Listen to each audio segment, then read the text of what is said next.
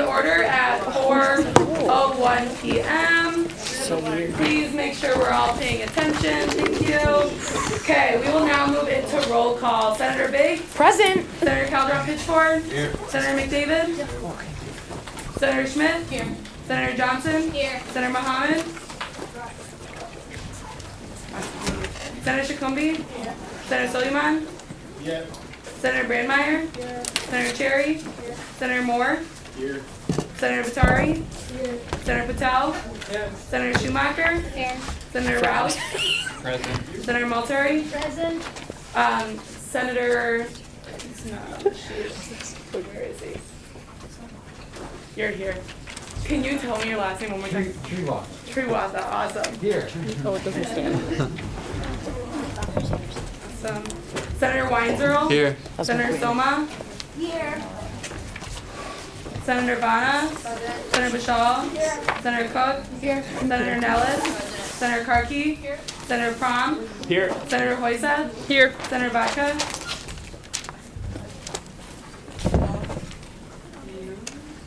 Okay, Senator Spursel? Here. Senator Dickey? President Omar? And Vice President Trenny? Present. Awesome. So with that, we will now move into presentations. We have a lot today, so make sure we hang in there, keep paying attention. We'll start out with Emmy Mink. All right. Hey. Okay. Hi. For folks who I've not met, my name's Emmy Mink. I work with the student organizations here on campus. Some of you may know that RSO recognition closed on Monday. So what I wanted to do today, in addition to giving you about 138 RSOs to recognize today, is actually walk through the behind the scenes of the process for recognition. So one thing a lot of folks don't realize is there's a lot of kind of moving parts that happen with recognition, and as the group that gives the final approval to groups, I thought it would be helpful that you kind of know a little bit more about what exactly went into the vetting process before you're approving the groups. I'm also going through this process so that way if groups come to you and have questions, you're able to kind of explain a little bit more of the behind the scenes on this. So I am going to share some data from recognition this year, but I'm also going to talk through the process just to make sure you're kind of familiar with both sides of that. So from a student perspective, there's really kind of essentially 3 steps that go into recognition. The first one is that on Engage, which is our student org platform, they're going to submit a recognition request. When they do this, they're updating their profile information, they're updating their roster, so we need at least 5 active student members. They're going to be updating their constitution and uploading that for us, and then they'll update their advisor information, provide us with new scheduling and contact information, and then right in that recognition request, we actually have an RSO handbook quiz. This is meant to make sure that they know the handbook exists. And so we actually do look at that and kind of score based off, or look at what their scores are. It used to be a separate thing, but with some feedback we got in the past, we incorporated this in. The second thing they need to do is attend RSO Inauguration. There are 2 times they can choose from, they just have to pick one. This fall they were on September 19th and September 25th. And that's really a training time for us. So we sit down with all the student groups and we go through the things that we don't talk about in the handbook. So how do you recruit and retain members? How do you work on planning effective events? What are some tips for managing your groups, managing meetings, marketing, working with advisors, kind of all those things that groups come to us with questions about, but maybe we don't necessarily cover because there may not always be cut and dry answers. So that's what we do with RSO Inauguration. And then once they've completed both of those things, they'll be submitted to student government for final approval. Now, we recommend them submitting their request first, and I'll explain why in a minute. But they can technically attend inauguration and then submit their request. It just makes the back end a little bit wonky, for lack of a better term. So this is what students see when they are going through the recognition process. The staff end, however, is a little bit different. So this is not the full process. This is the first 2 steps on our end. So when a group submits a recognition request to us, we have a lot of stuff that we have to look through. So first, we have to make sure the person submitting it is a student and the primary contact for the group, because we require that students submit it as a student-led organization. We require that the primary advisor is a faculty or staff member on campus, so we first have to check and make sure they do in fact work here. They are on campus, not on sabbatical or medical leave or anything like that. And then we have to actually reach out to that advisor to confirm that they are in fact the advisor. We also have to make sure the Constitution meets the requirements, so there's no language excluding anyone based off protected classes. There's no, they're defining how their members are set up, they're defining what happens if their group disbands, how they're managing money. Those types of questions are all things that need to be answered in their Constitution. So we have to read every single Constitution. They average about 4 pages. You'll realize as we get later on to this, we probably read about 1,200 pages of Constitutions in the last month. So, yeah. We also make sure that you have at least 5 current MSU Mankato students, so not alums, but 5 actual current students here on campus. We ask that you have a 75% pass rate on the RSO handbook quiz. It is an open book quiz. It really should be 100%. But sometimes, you know, like maybe things are a little bit of a trickier question, but ultimately it should be at least 75%. We also are making sure that the info on your profile is appropriate, so no profanity, that it's relevant to your group. So if you have like the longboarding club, you're not talking about like chocolate or something, I don't know. Your profile picture is appropriate, and then also we make sure that your contact information is accurate too. So each one of these recognition requests is probably like a 15-page paper by the time all is said and done that we read through. If everything's right, we can approve the recognition request, make sure the advisor confirms, and you're moved to the next stage. If there's corrections that are needed, we have to deny that request, contact the submitter, and let them know exactly what corrections are needed, and then we have a record that we update on our end to keep track of where every group is in this process. From there, the groups that need corrections have to resubmit, so they don't have to do a new submission, but they do have to resubmit or edit their current submission to put in a new submission. When it comes to inauguration, in between the recognition request and inauguration, we go in and compare all of the RSVPs to what groups we have. And if there are groups that have not RSVP'd, we actually reach out to those groups to say, hey, we noticed you have not RSVP'd yet for inauguration. If there are groups that have RSVP'd for inauguration and have not submitted a recognition request, then we have to contact those groups and say, hey, we noticed you've RSVP'd for inauguration, but we have no information from your group. We need to get that request. Like, is there something that we can help with to get that ball rolling? After inauguration, when students go, they have to sign in to confirm they've attended, and they note all of the groups that they're there with. So some students represent 4 groups, some students represent 1 group. We then have to go through afterwards and match up all of those sign-ins with the groups on campus. So to make sure that at least 1 representative attended inauguration. If they've got the recognition request submitted, no corrections are needed, and then they've done inauguration, we will let them know that they are moving on to student government for final approval. If they attended inauguration but they didn't submit a request or the request needs corrections, then we have to individually reach out to every single one of those groups to say, hey, we still don't have an approved request from you. And if a group submitted a recognition request but didn't go to inauguration, then we actually have to go back and say, hey, if you don't come and do an inauguration with us, you're not going to be able to be recognized. Nobody wants that. So this is the first 2 steps. The left half of the screen is step 2 still. But this kind of shows you what happens afterwards. So when we send groups to student government for final approval, afterwards we go through, let them know everything's active. If their page is not already active on Engage, we will flip it to be active. We have to then pull all of their contact information and send it to the correct parties and make sure it's updated elsewhere online. So there's a lot of work that goes into that side. If they fail to complete by the deadline, we have to notify their primary contact and advisor that the group did fail to complete recognition. We have to switch their Engage page status from active to frozen so nobody can see it, and then we have to go in and update our records too. So, when I say our record of everyone and where they're at, this is what I'm talking about. We have a spreadsheet with every group's name, their short name, their primary contact, their advisor, where they are at in the recognition process, what steps they've completed, what needs corrections, what does not need corrections, and we can go through and change based on where they're at in our queue. So if they have not submitted, if they're pending review, if they need corrections, if they then submit those corrections, we switch back to pending review, and then eventually we can put them to submission approved. We can go in and verify, like, did their roster match up? Did their constitution not match up? So we can actually go in and then see from our notes too where they're stuck in that process. We also double check like which inauguration did they attend, did they RSVP, what that process looks like. You can see this is taken earlier today, so most of the groups are green, which is great. But if they're at a stage where maybe they're missing something, you'll see those kind of red or they might be yellow spots depending on where they're at in the process. We also know when we last made a review of their request or any changes that were needed there. And then we have a recognition process notes section. I'm talking ahead of where my video is going. So you can kind of see the notes on this side when we most recently reviewed. And then right now, because we're through our recognition process, some of our notes are going to note if it's a new group going through recognition or a previously active group. So for example, this group did not complete recognition and was active, so they're eligible for a probationary recognition, which I'll talk about later. Whereas this group is a brand new organization, so they just need to complete inauguration and they'll be done. We also have all of our advisor information in here. So we go through, we verify all of this. And then there's a tab with our scheduling contacts that we have to go through and verify everything for. Eventually this will also be filled in with all of the information for groups for their on-campus bank accounts. So this becomes a pretty dense spreadsheet of what we go through. So, Beyond reaching out to RSOs when they're at certain stages of the process, we also send out a lot of additional communication. The last thing we want to do is tell an RSO, sorry, you cannot be active anymore, we're deactivating your portal. So this year, Recognition opened on April 15th. The idea was that groups could start that process before they even left campus for the summer, as soon as their officers transferred. So on April 3rd, we sent out the announcement. We used Engage, social media. It was in our RSO newsletter. It was shared at student government. We had posters all over campus for it. We also had different stuff going out around the fall too, transition emails going out, trying to make sure that the word got out there. And we did have some groups submit over the spring, summer, into fall.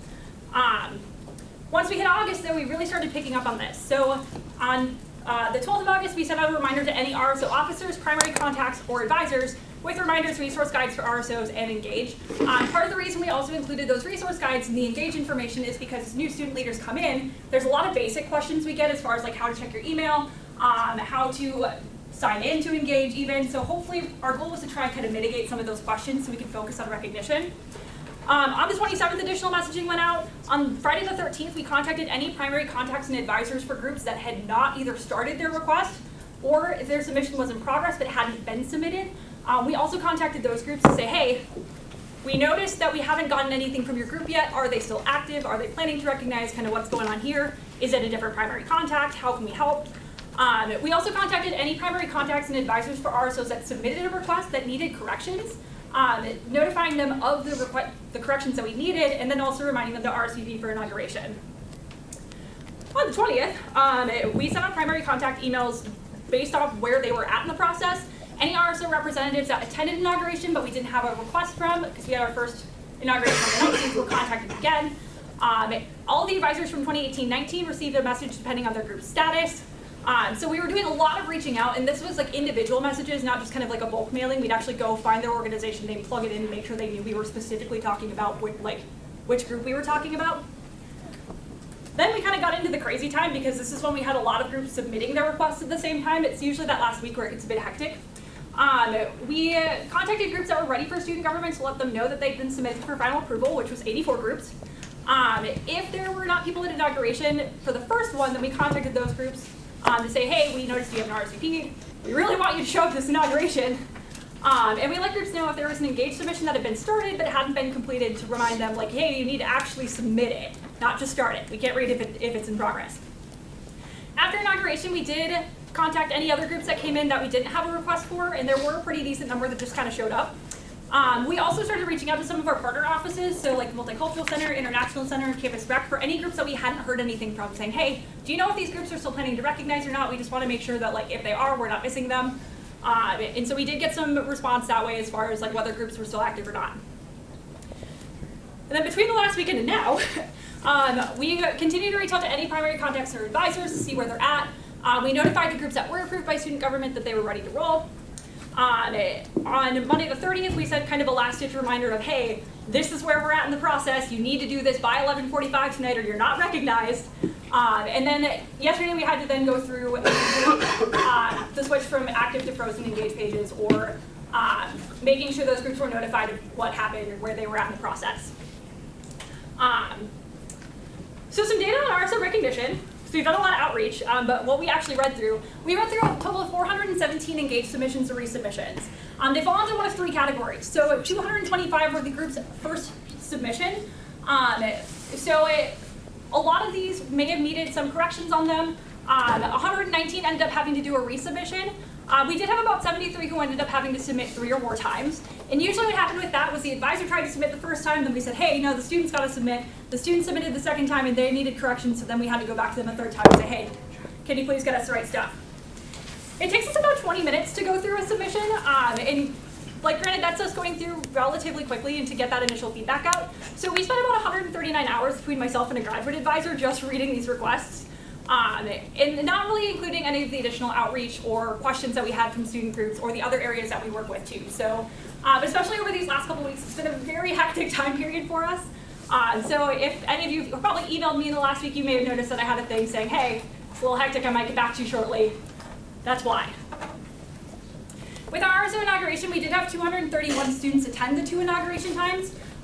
In all, we had about 224 organizations represented. We did have 5 groups that contacted us in advance to do a makeup inauguration, so we're counting them in the 224 because they still got it done. As far as what we covered at RSO Inauguration, I touched on this a little bit earlier, but it was more of those big questions that student groups asked us. We also tried to make it a little more hands-on, which was something new, so we built this kind of from the ground up.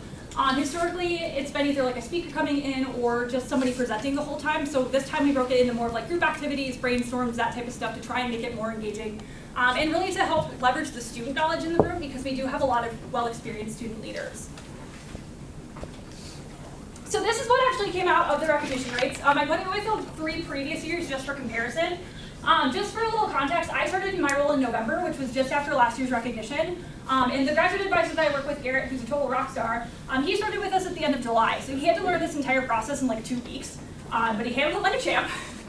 And so this year I'm really excited because we had 97.8% of our groups that started recognition complete, which is a really, really good number. It's nice to not have to go back to a bunch of groups and say, hey, sorry, you didn't complete. So yeah. So the RSOs that didn't complete, I did take a look at this. 2 attended inauguration but did not submit a recognition request. They each, between the contact and the advisor, got 7 separate reminders in addition to kind of our other communications. So not like the individual emails or the newsletters going out or posters or anything like that.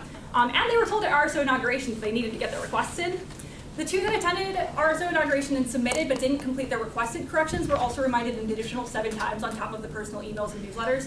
And we did have 1 group that submitted for recognition, but they needed corrections. And then additionally, they didn't have anyone attend inauguration.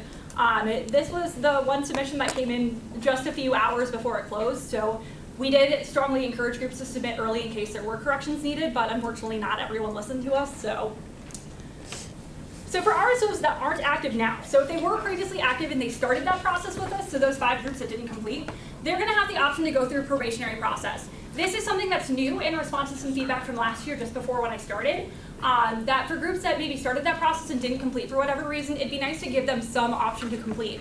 So these groups, as they complete that process, they'll be able to keep some of their privileges, like scheduling spaces, but they're not gonna be able to do things like request funding from student government. So we'll be working with the Student Allocations Committee to make sure that that's kind of monitored and overseen there. If they are a group that did not start the process at all or didn't talk to us at all, the next time they'll be eligible for recognition is going to be January, so spring 2020, and they'll get more information about that. If it's a brand new RSO, there's no time frame in which they need to be able to recognize. So if you come up with a group idea in October or November or even like that first week of December and you're like, yeah, I want to start this new group, awesome, come see us. We're happy to get your new group started. I know we already have 2 groups in our queue that are brand new groups that we're getting ready to go through and review once we wrap this round of things up. One final thing, so students who submitted recognition requests or who attended an RSO inauguration will be receiving a survey coming up pretty soon here. We really want any sort of feedback that students have for us about this process. Any ways that we can communicate better about recognition that's not sending literally 1,200 emails. I don't want to send 1,200 emails, nobody wants to read 1,200 emails. If there's a better way to reach you, we'd love to use that. How we can make the recognition process more friendly. I know as new student leaders come in, there's a lot of different stuff to navigate, so if there's a way that we can make that more streamlined and more easier to go through, we would love to know about it. If there's feedback on inauguration, we want to make sure it's useful and it's worth your time, because quite frankly, if it's not worth the students' time, it's probably not worth our time either. We also want to know how we can help student leaders feel more prepared. Like, are there things that we could do before students even step on campus for that year that would be more helpful? Because a lot of what we get are those really basic questions, and if we didn't have such a rock star front desk team in our student activities office right now, there's no way we would have gotten through all of our recognition requests, because they were able to step up and answer those questions about like, I'll check my RSO's email, what's my group's 901 account number? Without that kind of support, we wouldn't be able to do what we do. So if there's ways that we can better prepare students who are coming into these roles, we want to know about it. And we also want to know if there's stuff that we covered in inauguration or didn't cover that students wish we did. Because if there's things that students are wondering about that we haven't had a chance to answer, we'd like to have the chance to answer that for you in the future. So that was a lot of information. What questions do you have about the recognition process? Are there any questions for Emmy? Any questions? Yes, Senator Johnson. Can I make a compliment? Yeah, go ahead. Thank you so much for everything you do. I didn't know about the process before. How much work you put into this. Thank you so much for doing it. Thanks. I mean, credit where credit is due to both the grad advisor Garrett, who works with me. He started at the end of July, and in 2 weeks he was powering through requests. So he's a rock star one. But also I do want to give credit to our front desk because they played a huge part in us being able to get this done. So, yes. Are there any other questions? Any other questions? Any other questions? Seeing none, thank you so much.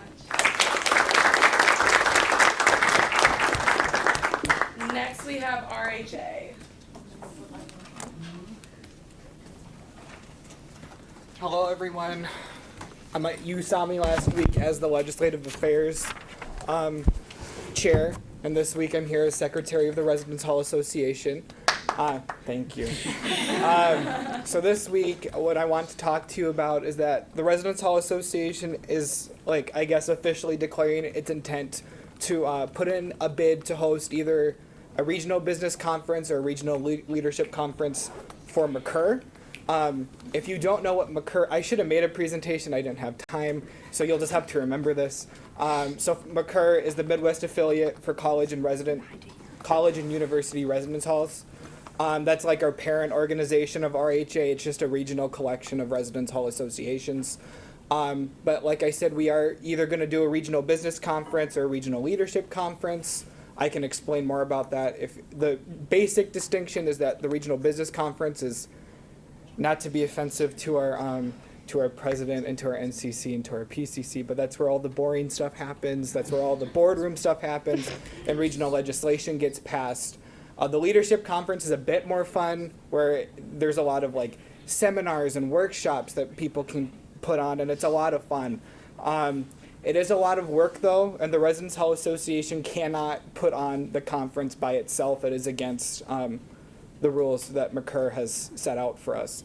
So we are looking for additional assistance. We do have to form a separate committee for that. So if you or anyone is interested in helping us out, that would be amazing. You can always, so there's different chairs that we have for this, for these committees. There's a dining chair who helps figure out what these people are gonna eat while they're here for 2 days. We always do a philanthropy project. We need someone to help with transportation, with all kinds of things. There's a lot of things that you can help out with. Anyone who has any of those talents be greatly appreciated. You can email me at brian.swancutt@mssu.edu. Our NCC, Senator Dickey, can always help out as well. He probably knows a lot more about this than I do, since that's more of his purview. And also our president is here as well. So Alex Prom, if you need to ask any questions, but that's all I have for today, if there's any questions. Awesome. Are there any questions for Brian? Any questions? Any questions? Seeing nothing. Next we have MAVs for clean air.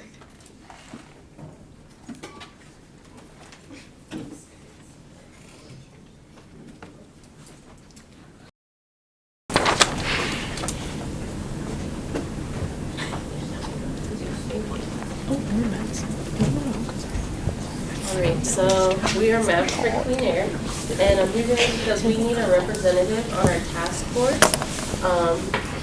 to reform our policy on tobacco on campus. So the work that we're doing is funded by a grant from American Cancer Society and CVS, and involves research and feedback on the policy and what's going on with it and tobacco use currently, so that we can, our task force is going to kind of rewrite the policy so that it's more effective. This is just a start point out of the survey that we did last spring. So the majority of students, the blue and the orange, are the ones who are exposed to secondhand smoke and are concerned about it. So that's a lot of students on campus. Here's just another visual. And 84% of students are always, often, or sometimes, or rarely exposed to secondhand smoke. And for a tobacco-free campus, I feel like 84% is a little too high. This one was a question about people's knowledge of the policy and what's allowed. So we can clearly see that people know cigarettes are not allowed on campus. However, people do seem to think under the, if you look at the gray bar is prohibited everywhere except designated smoking areas. Our school technically does not have any designated smoking areas, so there's a lot of misinformation and a knowledge gap there, as well as if you look at the numbers for electronic devices like vapes and stuff like that. People seem to think the little blue line that it's allowed everywhere and it's not. So those are some things that are really important for people changing the policy. And so yeah, it matters because if the school wants to be tobacco-free, then they should actually be tobacco-free. And we just need someone from student government to kind of represent this fact that students are concerned about this and students are exposed to secondhand smoke, because the policy is really what we need your input on. So yeah, thank you. Are there any questions? President Omar. I may have missed it, but do you know how many students participated in the survey? There were over 1,000 students, right, Dr. Hunter? 1,600. 1,600 students, yep, 1,600, so a good sample. yeah. Are there any questions? Senator Hoysad. So is the goal to get a policy that is actually like enforced by security to like get? The biggest problem right now is the enforcement. How Right. do we want to enforce? Right. That's why we need more voices, because there's a lot of research from the national level on what enforcement works. There are a lot of opinions from administration and unions at the school, so we just need more to get what the school wants down. Okay. And then can I have a second question? Yep. How do we reach out to you? You can email me. My email is in the list of presenters from today, but it's Cecilia Schaefer at MSU. You can reach out to either myself or President Omar. And we I can have connect you. the contact information if any of you guys are interested. We also mentioned it beginning of the school year during our meetings, and so if any of you guys want to join it, just let me know. Thank you. Are there any other questions? Any other questions? Any other questions? Yeah, John. Can you just clarify for the student government what you're looking for from them? We want input on what the student government sees best for enforcement for the policy. That's the input that we want. And they meet once a month. Oh yeah, we meet once a month, so it's about 2 hours once a month. It's not a big time commitment, so. Are there any other questions? Any other questions? Any other questions? Seeing none, thank you so much. Next, we have Students United.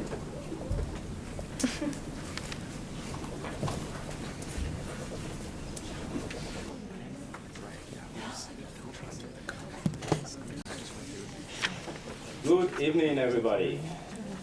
How are you doing today? Great. How are you? Doing great. Thank you. A little bit sleep deprived, but I will do my best. Amen. My name is Olorabin Bola. I'm the state chair for Students United.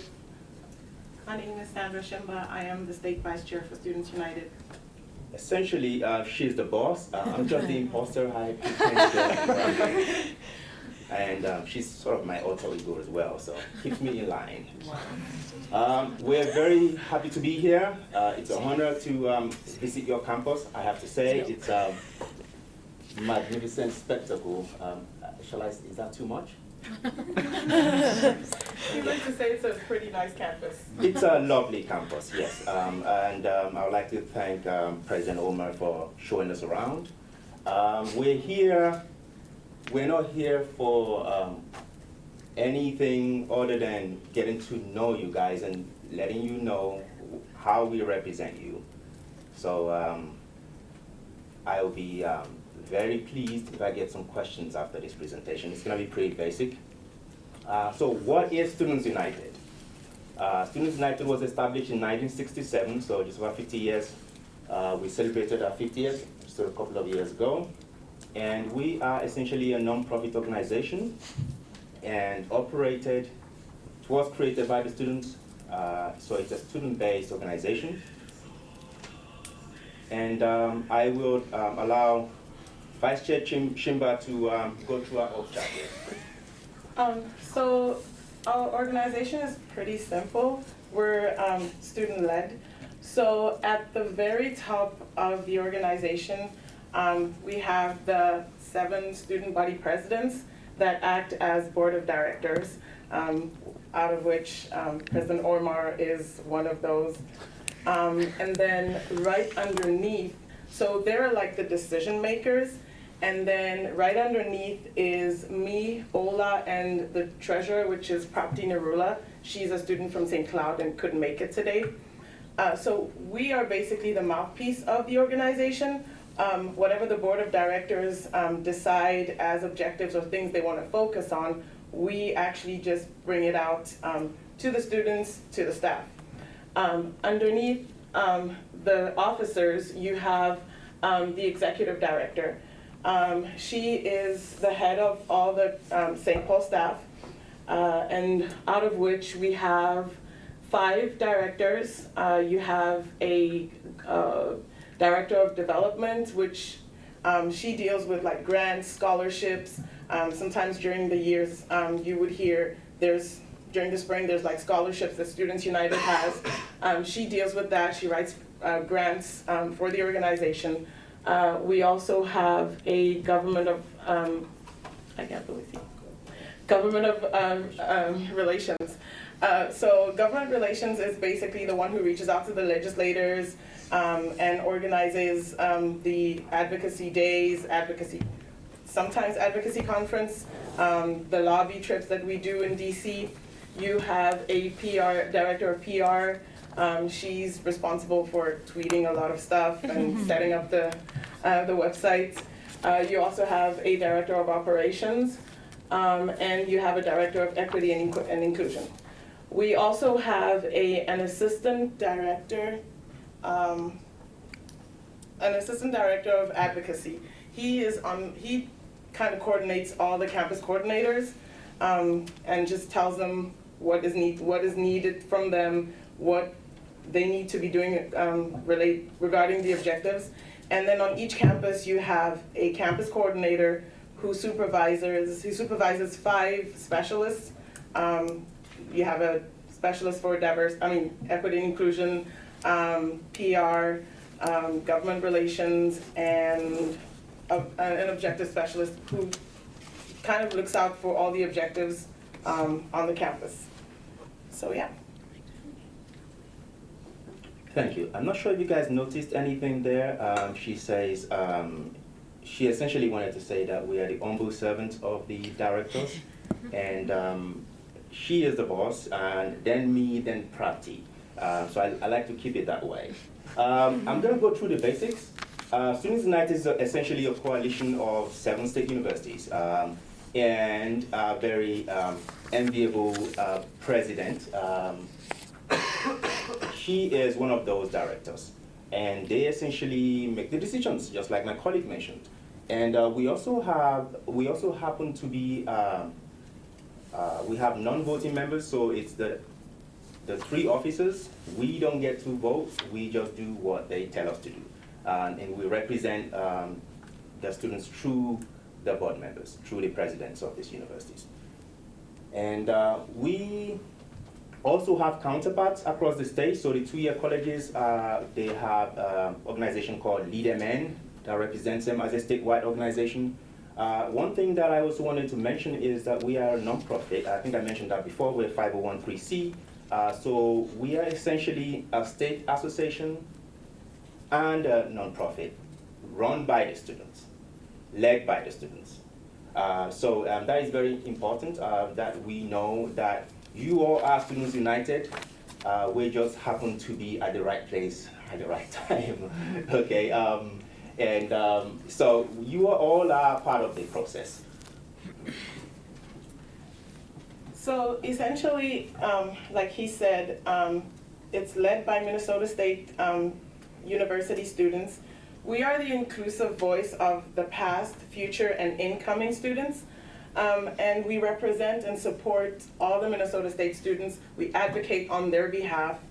And we advocate for the policies, for higher education policies that have a good effect on us.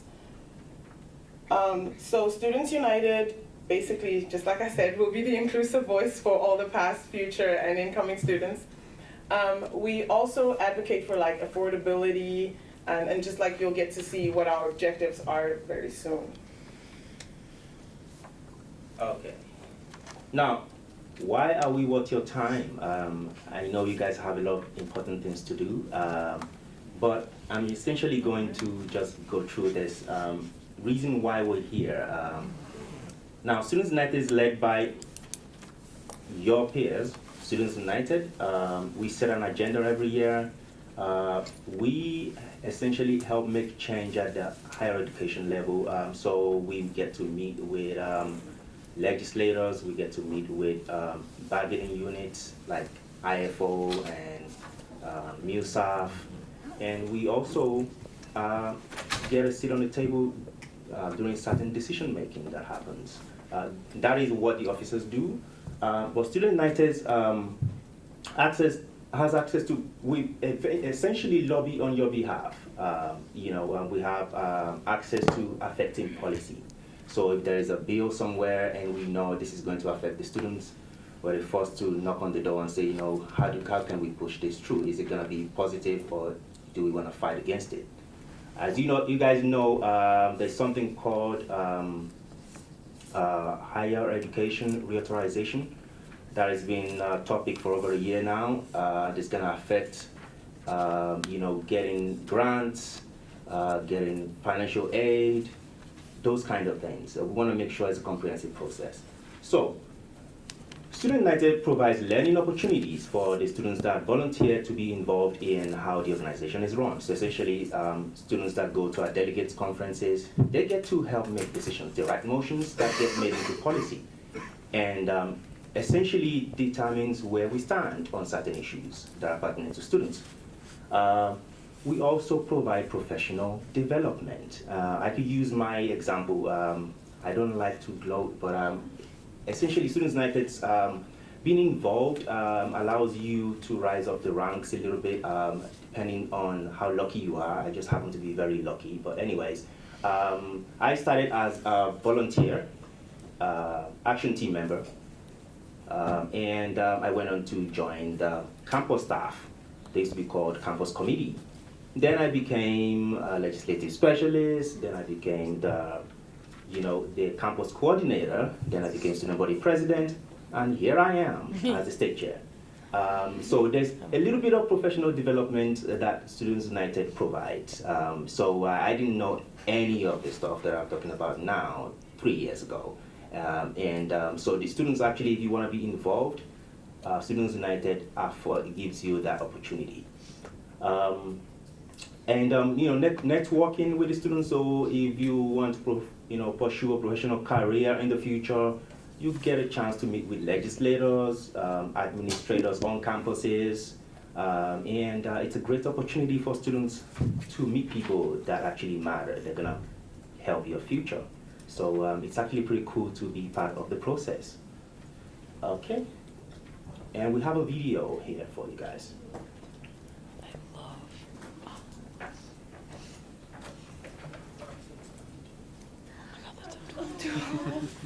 I love a good highlight video. Really? Yeah.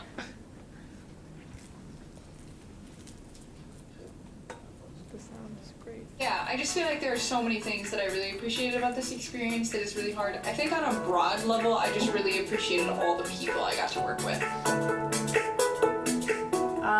Okay, my favorite thing in first semester was probably just visiting the campuses. Visiting the campuses was super great because I've been designating everyone like best of, who's got the best what. I loved every time I got to see the coordinators. I just had like so much energy after walking away from our campus committees.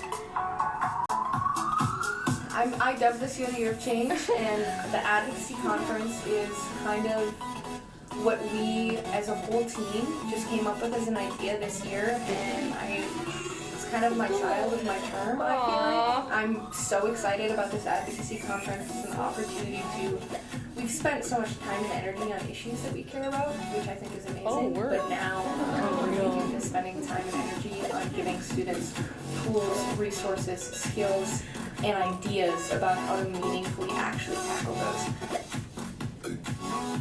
I think for me, the moment it hit me that like this organization, what it had meant to me, what it means to students, that I'd actually done something, was at the Advocacy conference. I mean, the conference as a whole is something that since I became a member of a committee in this organization, I wanted something like this to happen. And then it did.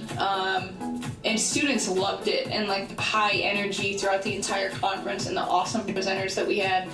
And the whole time I was just thinking, like, this is how good it is in the inaugural year. If the board decides to do this again next year, like, I could see this becoming, you know, like the conference that students look forward to 5 years from now who do any type of advocacy work, whether it's with us or not. Done. Serving looks, serving students. Tagline. You two, you always look good, but there have been some like, David and I have had a lot of photo shoots. We've had a lot of photo shoots, and I look better when David's around. I want to bring him with me to every photo I take in the future. And then, like, the three of us are just the best dressed officers I think that there have ever been. You know? Like, I think I dress fairly well. You do. Yeah. So does David. I'm fashion. Yeah. David's really good. David's really good. David's the best dressed. Yeah. But you and I are also good. Yeah. We got the DC trip coming up, which is dope because we've super expanded it. So now, instead of just board members and officers going, all of our campus committee coordinators are coming as well. So we've got 17 seats available for this DC trip, and hopefully it looks like we'll get 15 or 16 there with everyone's schedules. So that is a mass amount of students that are coming all the way from Minnesota to meet face-to-face with federal legislatures and groups like NCLC, who work out in DC that we have a relationship with. Cool opportunity for students and great opportunity for us as an organization to lobby on behalf of our issues. By far, my favorite experience so far has been going to DC and talking with staff and some of our representatives. I think that was very beneficial to our organization and to us achieving our federal legislative agenda. And our presence definitely was needed there, so I had a great time doing that. Actually, one thing I didn't have planned that is probably one of my biggest accomplishments of this year would be the staff that we've hired. I'm not gonna lie, it wasn't my plan, but it happened, and I'm actually really glad it did. I think absolutely one of the things I'm most proud of this year is the Executive Director Search Committee and our decision as a search committee. I appointed the search committee and served on it. Who chose Carly this year is definitely one of the things for years to come that I get to be proud of outside of my term. Advocacy Day is my favorite thing that we do every year. That's my consistent, go-to. And Advocacy Day is going to take place right after the Advocacy Conference, which is perfect timing. While all these skills and things are fresh in our head, we're then going to take 50 students to the Capitol. 7 from each campus, I believe. Yeah, 7 from each campus. And have them advocate with the legislatures in their respective districts of their university, as well as some of them meeting with their legislatures from their home district. And we'll be bringing our state legislative agenda, and hopefully they'll decide they really just want to give us money and care about what we have to say and follow through on all of it. So that's my lofty goal for Advocacy Day, and that's another good, really great opportunity for students that's just unique that you don't get in a lot of other places. Just coming here to the Capitol and seeing that, you can immediately meet legislators, the people who write the law, where our schools are located, and you can sit down and talk to them and tell them the things we believe and try to get them to advocate for us as well is awesome. For me, I would have to say it was when I was testifying on behalf of the Promise Grant. Just me being in the room and just being surrounded by our legislators and having the chair just pay a lot of attention to the things that I was saying. I think everyone in the room kind of picked up that he was being very attentive. I appreciate that. We don't get that a lot from our legislators. They tend to overlook us, especially when it comes to things that they may not care about personally. But for some reason, I felt that he was very interested in the conversation. He listened to everything I had to say. For me, a goal that I had, and I said this when I ran for state chair, and I really had it in why I wanted to run, was to improve our coalitions. And it's one thing that I actually think we did really well this year. I wanted to do that federally and at the state level, and we had more partnerships this year with Lead MN, with the Minnesota Youth Collective, with the U of M, than we have had in the past few years, at least since I've been around. We've done more work with NCLC, signed on to more partnerships. I was able to join that Federal Policy Alliance with NCLC and higher ed reauthorization. So I think, yeah, building coalitions, because we're a coalition ourselves, taking 7 individual schools and building one, but to partner that out for legislative priorities and system priorities was a huge goal of mine, and I think that we did well. I would say the biggest thing is just showing up. I think once you show up and you're at the table, we work really well together as a team. In my opinion, we do. And, you know, we can address people's concerns, we can prepare people to go into meetings, but you have to be there in order to get that type of support. So just showing up. I owe last year's board a huge thank you for setting me up to be successful this year. Faisal, Lexi, and Ben gave me the inspiration to make sure that I built the type of team I needed with Elijah and David. But I absolutely loved doing this work.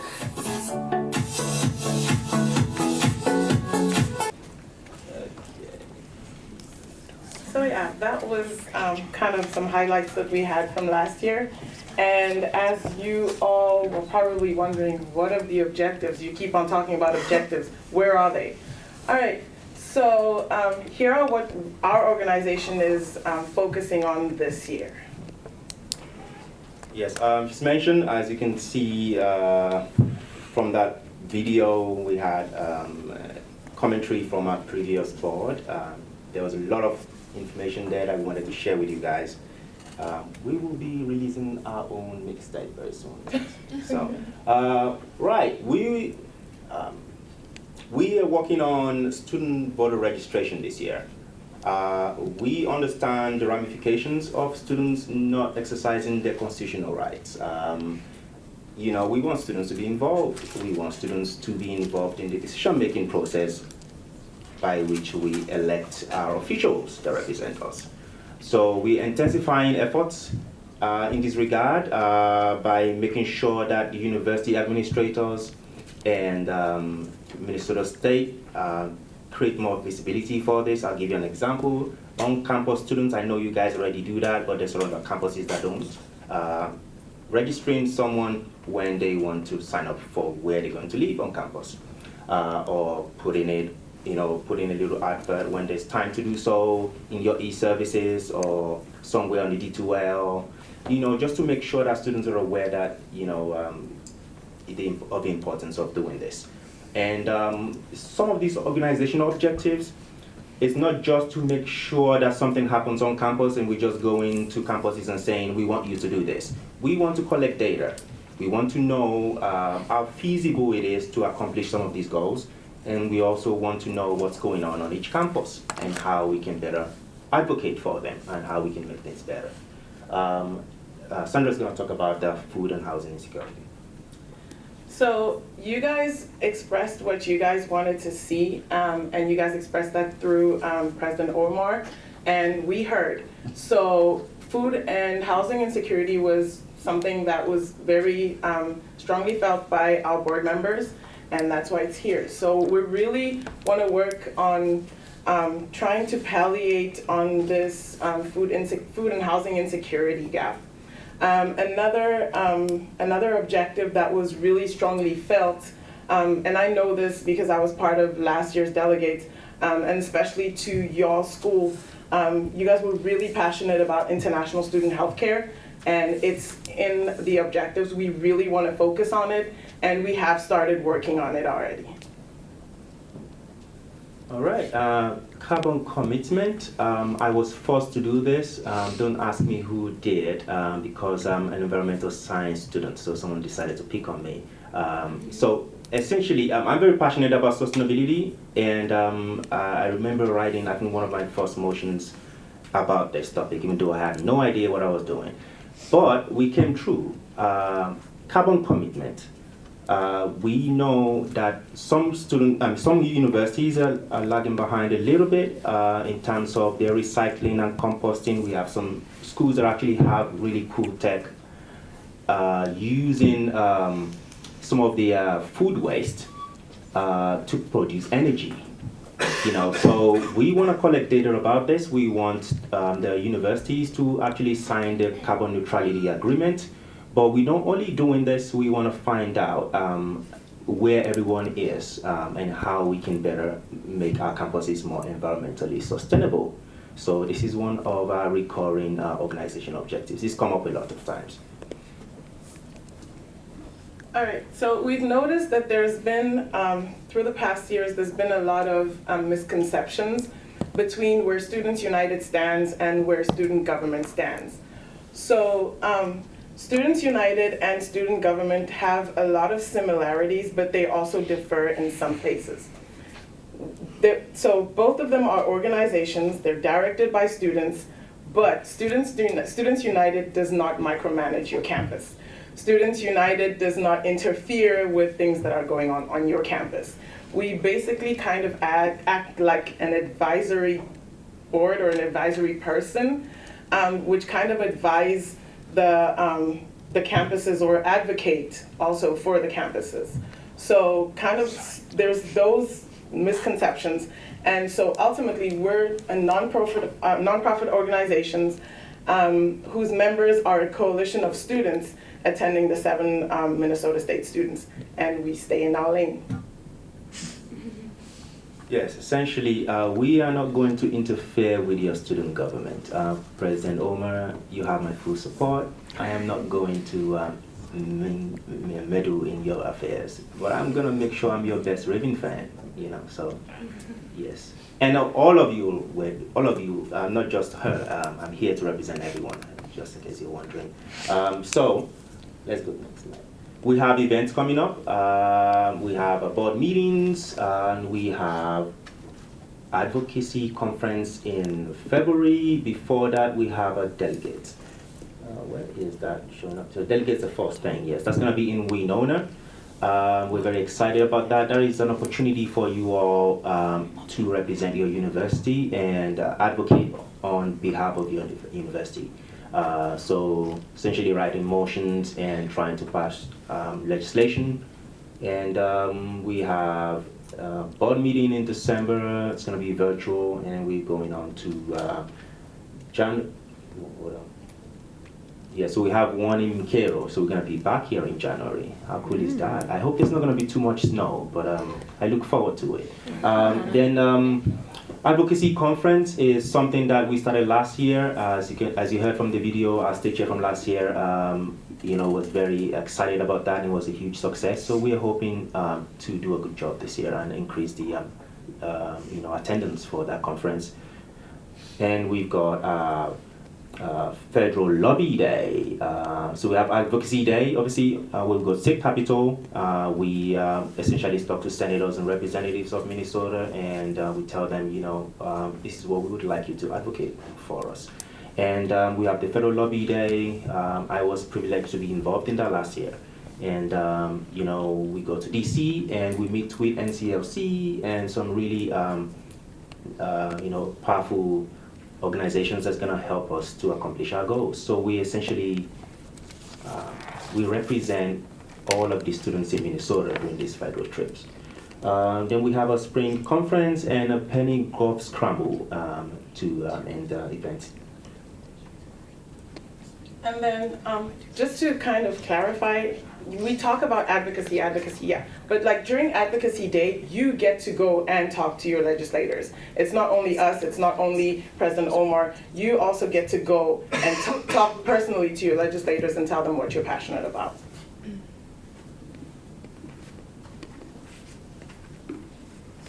Okay, just a recap of what we're working on this year. We have organizational objectives. Remember, this was what your presidents decided that we will be doing this year. I'm just a humble servant to make sure that happens. So hold me accountable for doing what you'd ask me to do, and I'm going to do my best. Right, we've got our legislative agendas. Now, these are made during our conferences. So we have a state legislative agenda and a federal legislative agenda. So this is essentially what we present to our legislators to tell them, okay, this is where we stand this year, and this is how you can help us. And then obviously we have board votes and agenda items. So at the conclusion of our year, we have a final delegates conference, usually in April. We get to decide who will be the next officers for next year. Yeah, advocacy, advocacy, advocacy. That's what we're about. We are here to help, and I will be entertaining questions. I hope you have plenty. Are there any questions for Students United? Any questions? Last call. Do we have any questions? Senator Rouse. What have you done so far this year to complete the 4 objectives you guys have? Now, the objectives, it takes, we have meetings in order to have more meetings. So this is a long process. I would rather just go in and get it done. I mean, I used to be a campus staff person, but there's a process. So as you say, trust the process. We actually decided this 2 board meetings ago. So we are in the planning phase. And part of the planning phase is meeting with different stakeholders of the state. So we've had 2 meetings with the chancellor, we've had 2 meetings with the board of trustees, we are meeting with university presidents, campus tour as we are doing right now, and you know, essentially we want to collect data before we decide how we're going to do those things. We are representing your voice. So we're not just going to say, oh, we have 4 organization objectives and we're just going to do what we think is best. We want to know what you think. So that way we know how we can help and how we will carry out this thing. So essentially by the next board meeting, we will enter the planning phase. We already doing things in the background with the staff in St. Paul. And part of this thing, the planning is to collect data. We want to know where the students are at. I'll give you an example. The health insurance for international students. In the last meeting with the chancellor, we wanted to find out what was going on with that. Students want accountability. They want to know where their money is going. They want to know what they can do with this insurance. So if you're feeling ill, do you want to go to the clinic or do you want to go to the doctor and pay $300 afterwards? Or if you want to take a shot, it costs you almost $200 or more. You want to know about that before you do it. I mean, we are. I don't know about you guys, but I'm not very. I don't have money to waste on that kind of stuff. So we want students to be on the table. The students need to be aware of how things are done. So essentially, we ask them to find a contract, just to simplify things, find the contract from the last insurance and know when it's going to end, and who are we to speak to when the next one is going to be made. So that's essentially what we're doing so far. Are there any other questions? President Omar? This is more of a comment for the fall delegates from November 22nd through the 24th. I will be inviting our campus coordinator to come speak. There is a certain amount of senators and students that can go to the conferences. It is all based on enrollment and how they're going to delegate that between the 7 universities. And so as we get closer to that date, we'll have final numbers and how you guys can sign up to go if you guys are interested. Are there any other questions? Any other questions? Any other questions? I'd like to remind you they aren't able to make it here often because they're up in the cities. So with that, are there any other questions? I do have a question. Yeah, what's up? Oh, sorry. I know this is parliamentary procedure. Am I allowed to do a chant? Yeah, we can do one real quick. I think this kind of gives the energy. This is what I do whenever I have meetings. I like to lighten up the mood. When I say students, you say united. Ready? Okay. Got it? Yeah. Got it. Students. United. Students. United. Go state. I forgot. I messed it up. Okay, let's start again. So when I say go, you say state, right? Okay. Students. United. Students. United. Students. United. Go state. Perfect. Thanks for having us. Awesome. Thank you.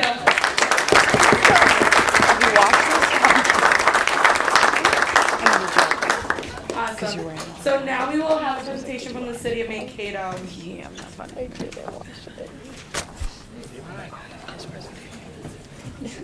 He's gonna be like, hi. Okay. Hey, thanks everybody for allowing me to come speak to you today. I know you got a kind of a full bench of good presentations today. I think I'm the last one, so I'll try to jog through it. I'm going to hand out 2 piles of papers. If you could just take one and pass it down, should be enough there.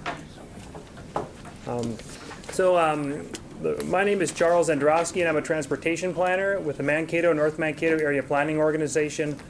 And the reason I'm here today is we're doing a corridor study for Warren Street in Mankato, a segment particularly in between Highland Park down to Riverfront Drive.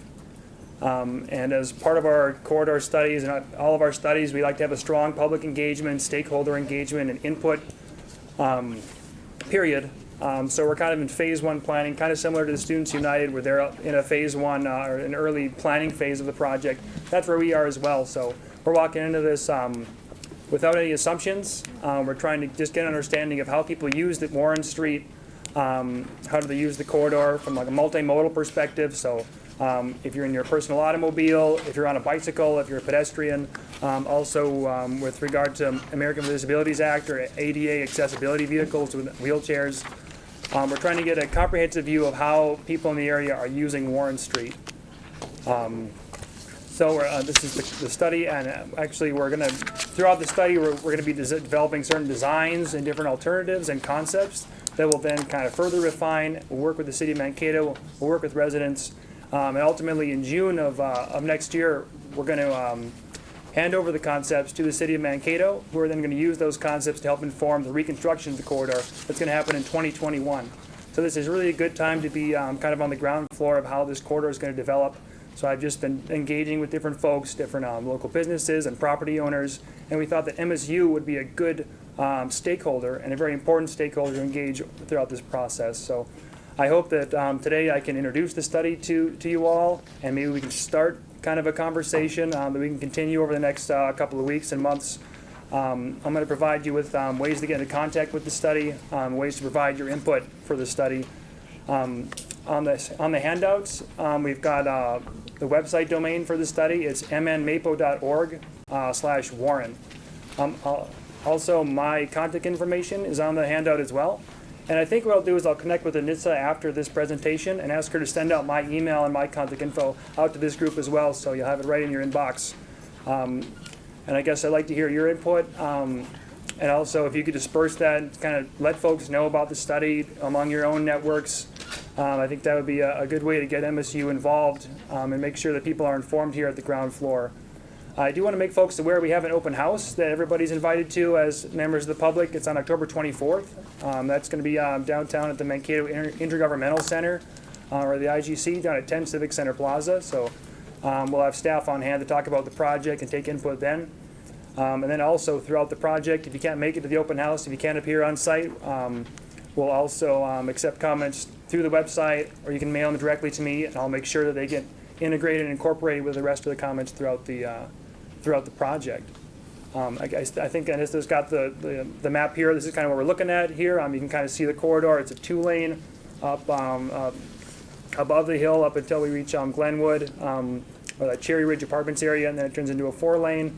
Lane configurations could be some of the things we look at. We're looking at different road space and how the best way to maximize the road and serve the most possible users throughout this project. So I think that MSU is going to be a good group to be involved in the project.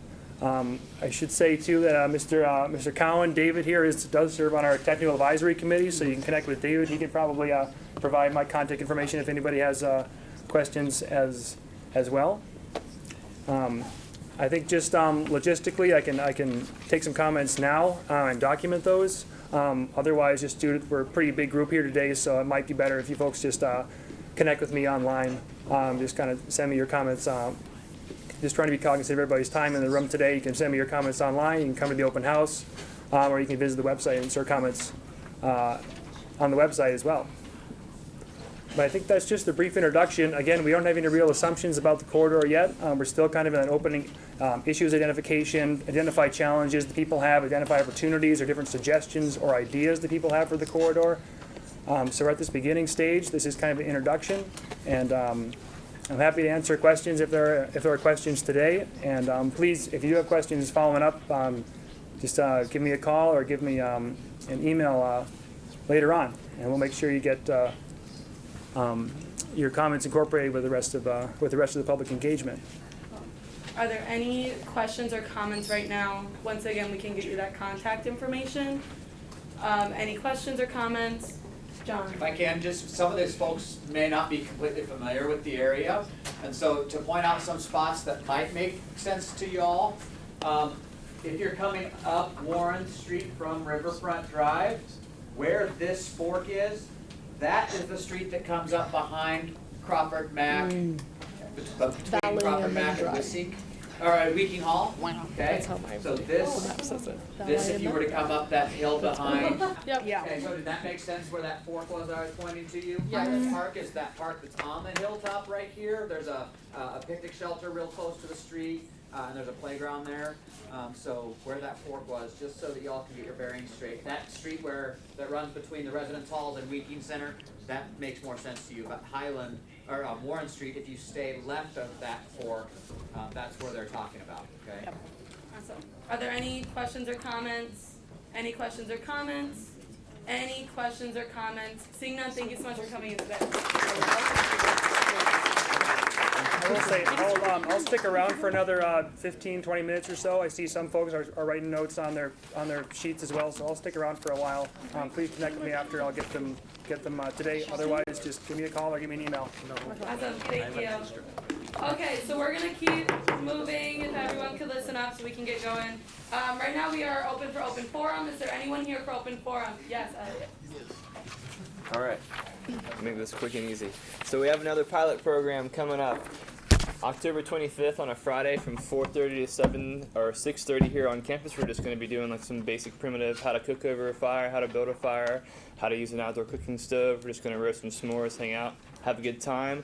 Yesterday and Friday we knocked out 2 pilot programs. We went hiking at 7 Mile Creek, and we also did a birding event here on campus. We had a good turnout for both events, so we're rolling and have things going smoothly for the semester. So thanks again for the opportunity to work for constituents of yours and do pilot programs. Thanks.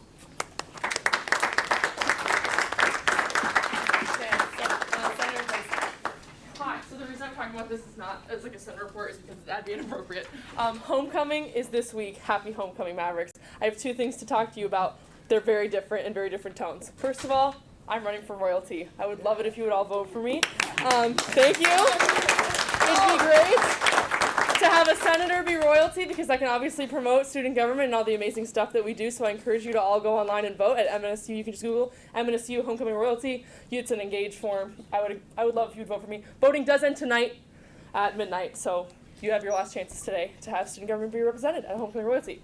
Okay, the second thing I want to talk about is a lot different and a lot less exciting and happy. The reason that I didn't attend the Senate meeting last week is because of the event that happened in Crawford, and I wanted to address it before moving on with anything that we do in Senate today. So, as many of you may have seen through the medical alert last week, is the reason I was absent was because many of the people in the residential life community were affected by what happened in Crawford. The thing that I want to note is that for the respect of the person who passed, the family and friends of people in Crawford, please do not ask for information about what happened. What happened in the report, what you read in the report is all that you need to know. And it is only damaging to the people who are affected to spread rumors, to pass gossip, and to ask people who are affected about what happened. It's just a really hard thing to talk about, and so I would really appreciate it if you would put rumors to bed. Hearing things about it is only hurting the people who are affected. So I would also like to address that I'm a residential life senator, and this has really hit our community and so many people who are living in the res halls. So I want you to reach out to people who you know who might have been affected. I'm so thankful to my friends on Senate who have reached out to me, said things to me, but know that there are many students who are struggling right at this time. If you are a faculty member or you know people who are affected by it, please reach out to them to make sure that they're okay.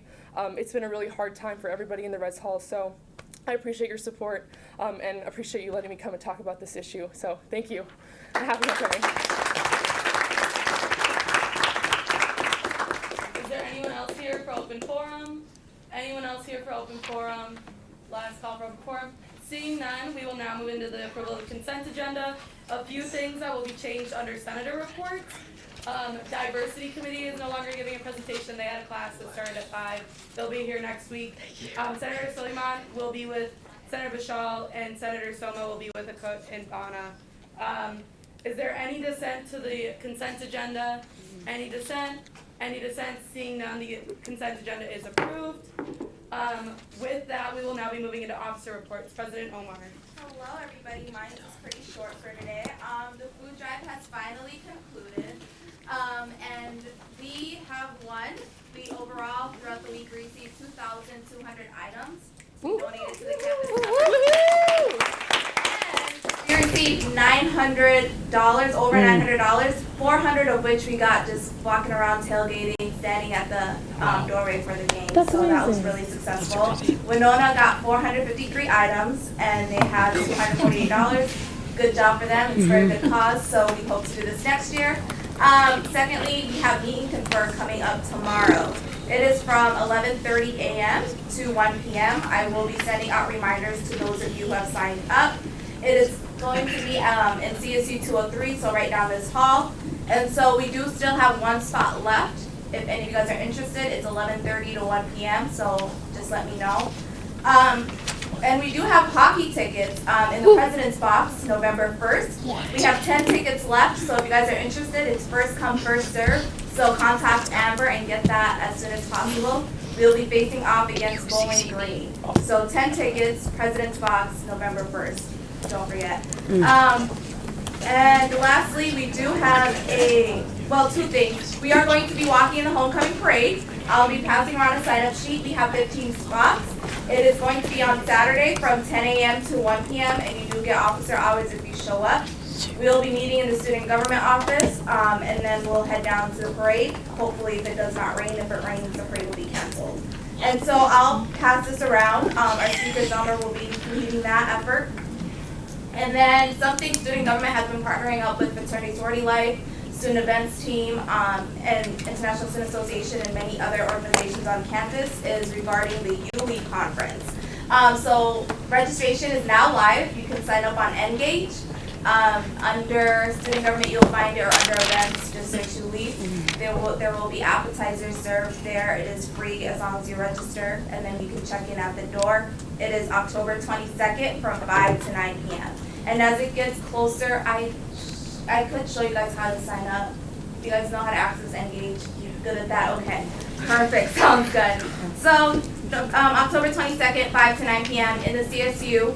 Registration is on Engage, ULE conference. And with that, I stand for any questions. Are there any questions for President Omar? Yes, John. If I just may, on the ULE part, she mentioned registration is open. We're asking for pre-registration because we're expecting a bigger crowd. We need to know numbers for food folks. So if you're planning on going, please sign up and then also share with all of your groups. We know a large number of faculty can offer exercise, but pre-registration is going to be key. We're actually considering at this point offering tickets to those who pre-register so that they are guaranteed to go through the food line. And then for those who show up not registered, they can wait until those who get it, who actually do register, go through the line. So, but we need to know for numbers.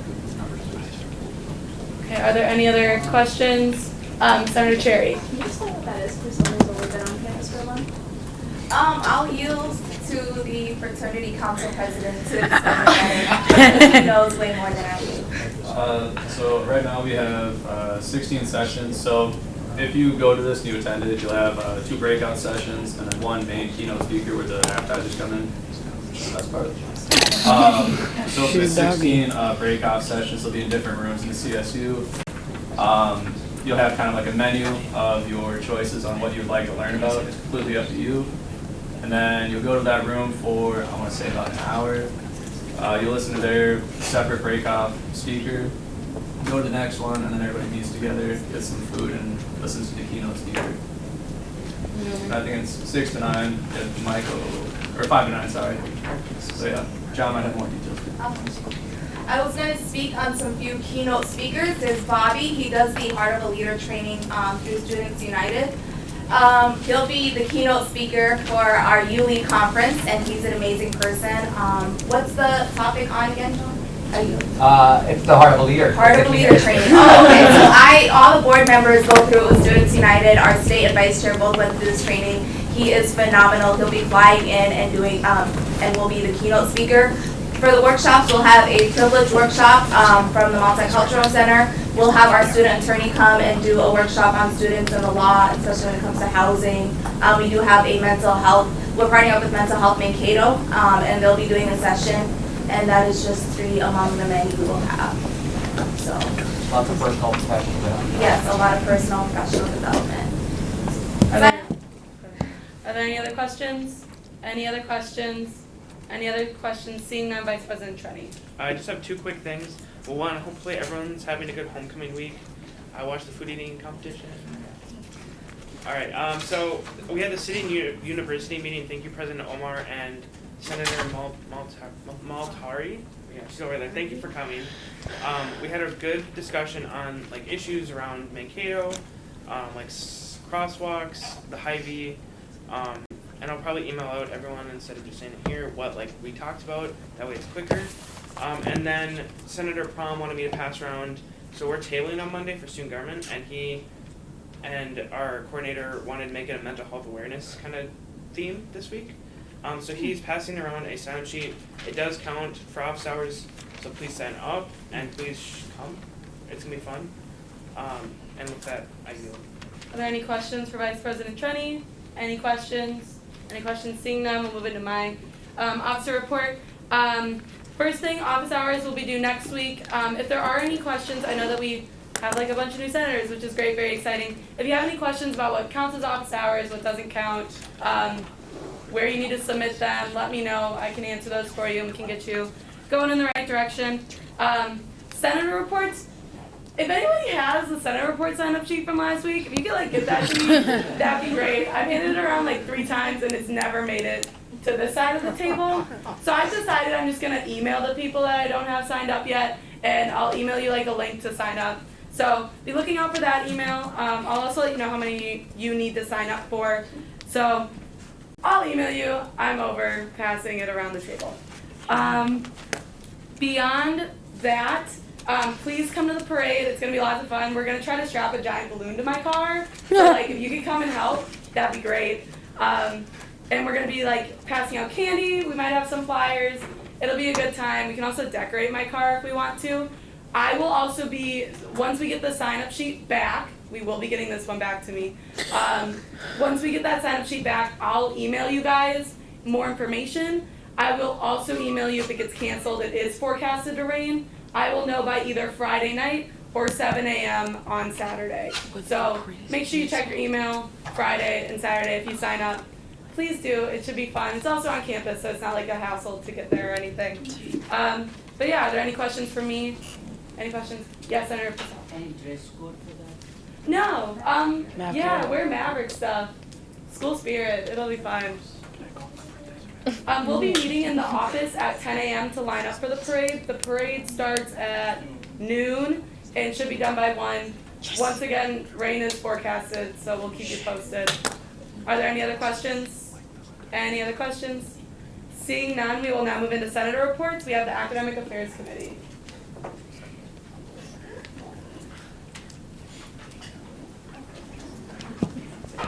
Woo! Oh, thanks.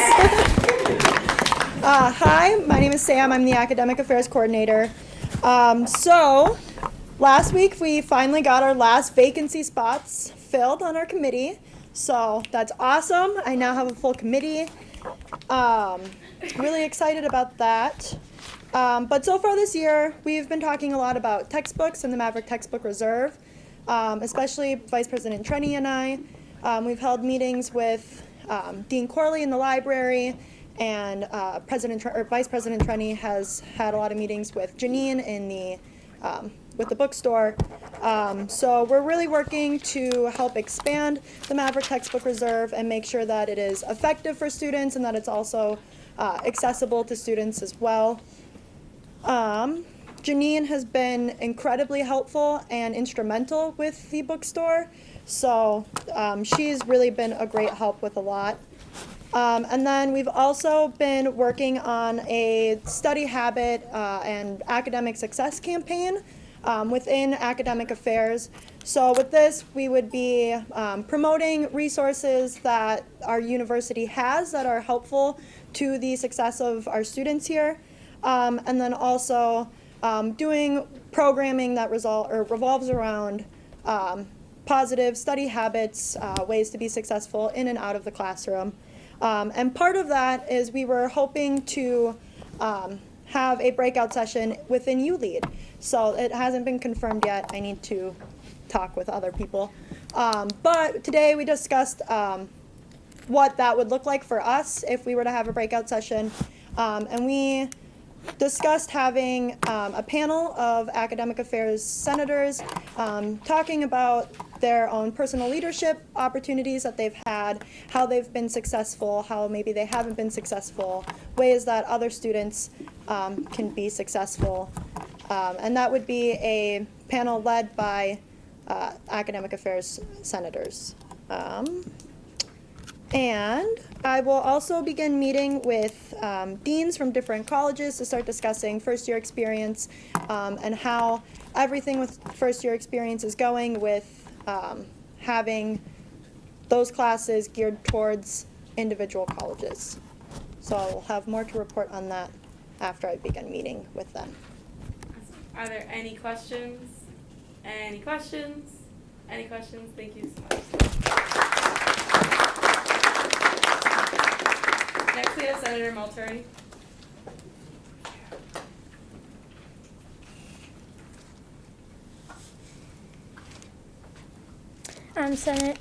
My name is Arnavi and I'm Senator at Large. So this is gonna be a little longer than I expected. So me and Senator Busal, she's off-campus senator, we have been working on status of Women's Commission, and we are planning on setting up a panel for the women so that we have started a series where students who are leaders on campus, especially women, can talk about the struggles and their roles on whatever that made them a leader on campus. This is to spread awareness and motivate the people around, and Sophie is going to help us too. So shout out to Sophie, she's going to be on the panel. And we are reaching out to registrar's office that they might add it to gender and women's studies for an extra credit, and we are reaching out to international center so that we expect a large number of audience coming up for the event. Shout out to Senator Winesville, he's helping us with the posters and promotions. So yeah, we are working on that. Sneha would be talking about what actually the event is. So yeah, she'll be explaining more about it. And for my personal project, it was a study abroad project. So I met with Daniel Schwartz from International Center, and we have prepared a presentation that can be sent to the directors in India. I'm still working on statistics, how it might benefit the students of MSU and how it might benefit us economically. I'm still working on it, and I'm still waiting on hearing back from the directors of India. So yeah, I yield. Are there any questions? Any questions? Any questions? Seeing none. Next we have Senators Bashal and Soliman.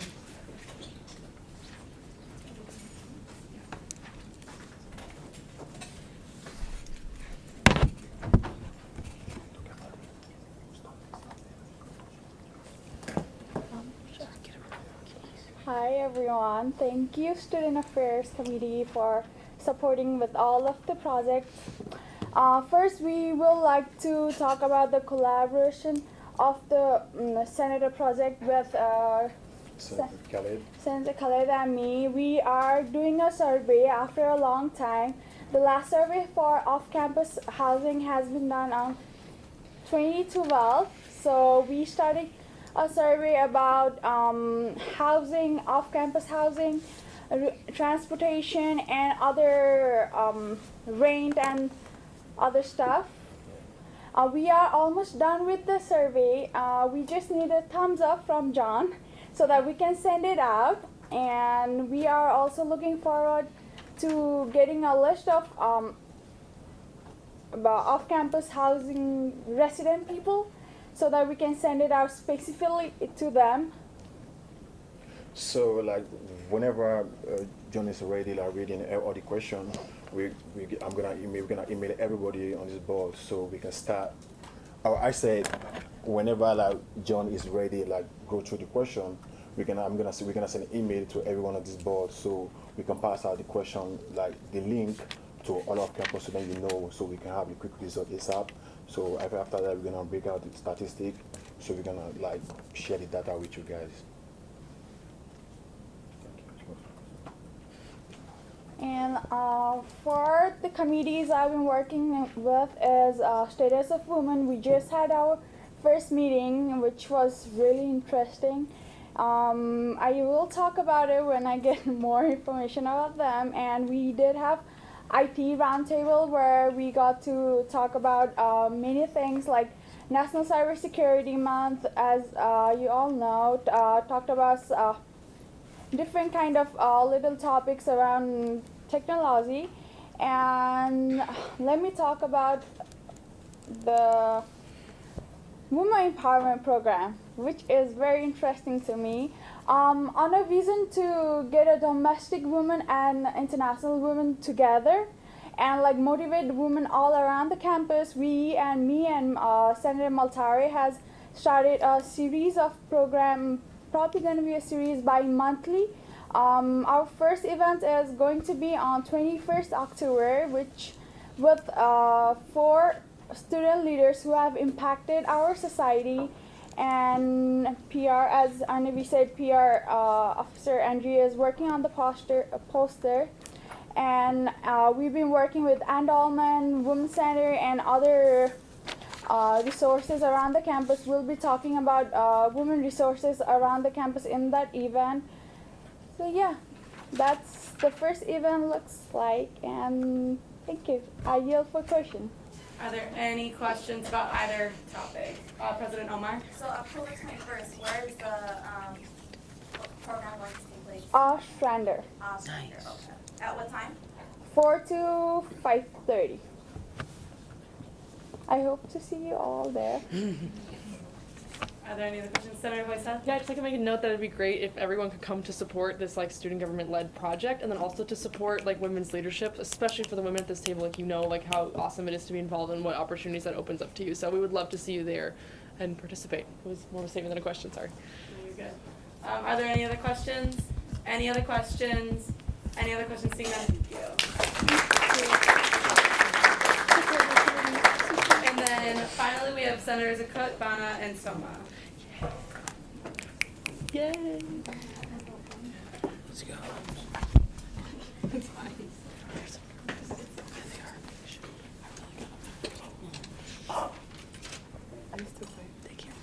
Sorry.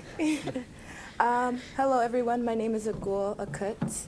Can you hear me? Yes? No? There's no mic. There's no mic. Good. I'm serving as an off-campus senator. My name is Fatima Bana, and I'm serving as an off-campus senator.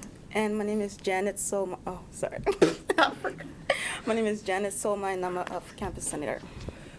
We are here to present our project, Adulting 101. And our main goal is to better prepare our peers for adulthood and whatever life throws at them. And the topics we are including the topics include learning the various basics of adulting, such as cooking, car maintenance, finances, and much more. And we'll be covering these topics throughout the semester. And the first topic we'll be talking about is the Renter's Guide to Housing. And it will be on Tuesday, the 29th of October from noon to 1 p.m. And we hope to see you guys there. John will be presenting. Right here. It's over there. He's over there. On the other side. Oh, yeah. He will be presenting. And then the next topic that we plan to talk about is the financial literacy.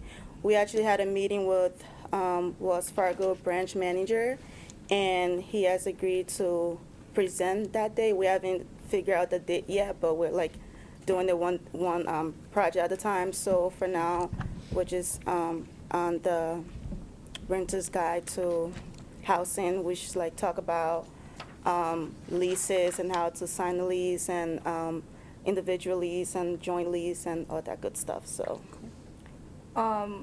We are also working on getting approval to go to the first year seminar classes and present during those classes. And Andrew said he would make us some posters. And we are going to be tabling, and we're going to get a sign-up sheet for you guys next week. So if you guys could help us out, that'd be great. That's enough. Questions? President Omar? What location is it again? CSU 203. Yes, that. And just to note, you guys will receive office hours if you attend. So support student government events, get office hours. Yes. And that's Yes. it. Thank you guys. Yeah, are there any other questions? Any other questions? Awesome, now you guys are good. Yay, good job.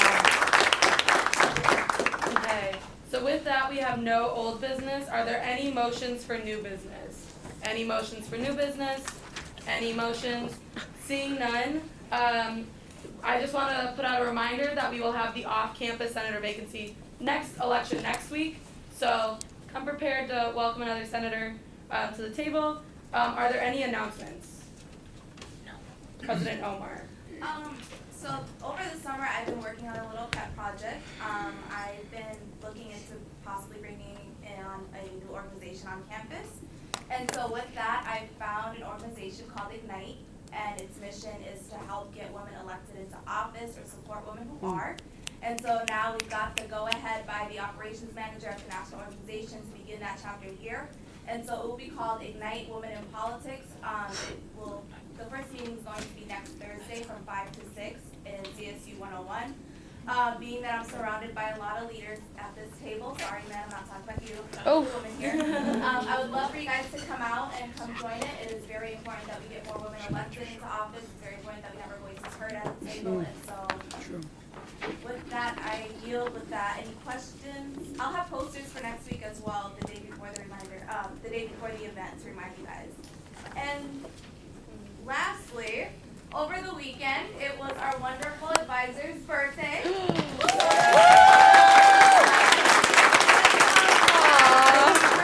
Birthday to you. Happy birthday to you. Happy birthday, dear John. Happy birthday to you. And many more. What did you do for your birthday? I jumped out of a plane for my birthday. You're kidding! Are there any other announcements? Now we are. Any other announcements? John? Oh, no, yeah. Dinner? Obviously, homecoming week. There is a big. One of the highlights of the week is tomorrow night. So of course, lip sync, 7 o'clock in the basketball arena. If you get a chance, it's one of the highlights of the year in terms of programming. So please take the opportunity. Mention again, you lead conference. If you can sign up, that's great.